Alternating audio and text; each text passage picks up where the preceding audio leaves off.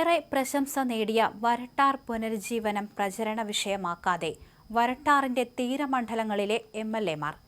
തിരുവല്ല, ചെങ്ങന്നൂർ, ആറന്മുള നിയോജക മണ്ഡലങ്ങളുടെ അതിരിട്ടാണ് വരട്ടാർ ഒഴുകുന്നത്.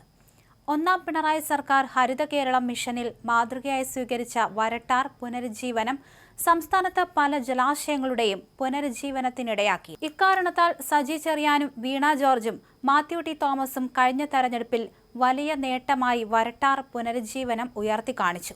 എന്നാൽ ഇത്തവണത്തെ തെരഞ്ഞെടുപ്പിൽ ഇതേക്കുറിച്ച് മിണ്ടാട്ടമില്ല.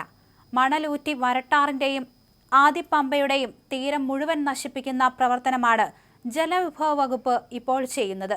വരട്ടാർ തീരത്തുള്ള 100ഓളം വൃക്ഷങ്ങൾ നശിപ്പിക്കപ്പെട്ടു. 3ഇടങ്ങളായി തടയണ കെട്ടി മണൽ അരിച്ച് ചെളി ഉപേക്ഷിച്ചതോടെ നദിയിൽ വീണ്ടും പഴയതുപോലെ മൺപുറ്റുകൾ നിറഞ്ഞ് അതിൽ കാടുകൾ വളർന്ന് കരയായി മാറി. ഒന്നാം ഘട്ടത്തിൽ മണൽ റോയൽറ്റിയായി സർക്കാരിന് ആകെ കിട്ടിയത് 1.30 കോടി രൂപ മാത്രമാണ്. ഫലത്തിൽ കരാറിലൂടെ സർക്കാരിന് വരുമാന നഷ്ടമാണ് ഉണ്ടായത്. അതേസമയം പാസ് ഇല്ലാതെ മണൽ കടത്തി ഇടനിലക്കാർ കൊള്ള ലാഭം നേടി. എല്ലാ രാഷ്ട്രീയ പാർട്ടികളും കരാറുകാരിൽ നിന്ന് പണം പിരിച്ചതായി നാട്ടുകാർ പറയുന്നു. മുൻമന്ത്രി ജി സുധാകരനാകട്ടെ ഒരു പടി കൂടി കടന്ന് ജനപ്രതിനിധികൾ മണൽ മാഫിയയുടെ ഭാഗമായി പ്രവർത്തിക്കുന്നതായി ആരോപണം ഉന്നയിച്ചു. വരട്ടാർ തീരത്ത് കടുത്ത ജലക്ഷാമം നേരിട്ട് തുടങ്ങുകയും ചെയ്തു. എല്ലാം സുതാര്യമാക്കുമെന്ന് അറിയിച്ചെങ്കിലും വിവരാവകാശ പ്രകാരം അപേക്ഷ നൽകിയാലും വിവരങ്ങൾ നൽകാൻ ഇറിഗേഷൻ വകുപ്പ് താമസിപ്പിക്കുകയാണ്. മറുപടി നൽകുന്നതാകട്ടെ വ്യക്തതയില്ലാത്ത തരത്തിലും. ലഭ്യമായ വിവരങ്ങൾ അനുസരിച്ച് മണൽ വാരൽ സർക്കാരിന് നഷ്ടക്കച്ചവടമാണ്. ഇതിനു പുറമെയാണ് നദീതീരം മുഴുവൻ നശിപ്പിക്കപ്പെട്ടത്. ദേശീയപാതയ്ക്കുൾപ്പെടെ പച്ചമണ്ണ് ആവശ്യമായിരിക്കെ വരട്ടാറിലെ മണ്ണ് ഫലപ്രദമായി ഉപയോഗിക്കാനോ മണൽ സർക്കാർ ഖജനാവിന് മുതൽക്കൂട്ടാക്കാനോ ഉള്ള ദീർഘവീക്ഷണം ഇല്ലാതെ പോയി. ആദ്യം പൊളിച്ച വരട്ടാർ ചപ്പാത്തിന് പകരമായി പാലം നിർമ്മിക്കാൻ കഴിഞ്ഞതുമില്ല. മറ്റ് 3 പാലങ്ങൾ നിർമ്മിച്ചെങ്കിലും വേണ്ടത്ര ഉയരമില്ലാത്തത് തിരിച്ചടിയായി.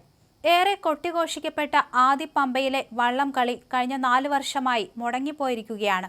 ചുരുക്കത്തിൽ ഭരണപരാജയത്തിന്റെ നേർക്കാഴ്ചയായി മാറിയ വരട്ടാർ ചർച്ചയാക്കാൻ ഭരണകക്ഷിയിലെ ജനപ്രതിനിധികൾക്കോ മുന്നണികൾക്കോ കഴിയാത്ത സ്ഥിതിയാണ്. വരട്ടാർ തീരത്തുള്ള 3 ജനപ്രതിനിധികളും ഇത്തരത്തിൽ മന്ത്രിമാരായിരുന്നു എന്നതാണ് മറ്റൊരു വിരോധാഭാസം.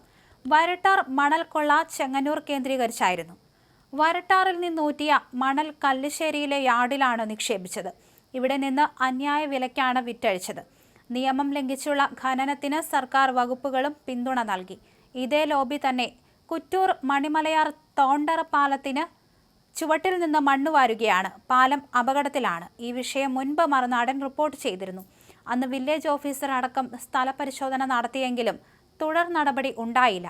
ഒരു പ്രമുഖ പ്രവാസി വ്യവസായിയുടെ സ്ഥലത്താണ് ഇവിടെ നിന്ന് ഖനനം ചെയ്ത മണ്ണ് സൂക്ഷിച്ചിരിക്കുന്നത്.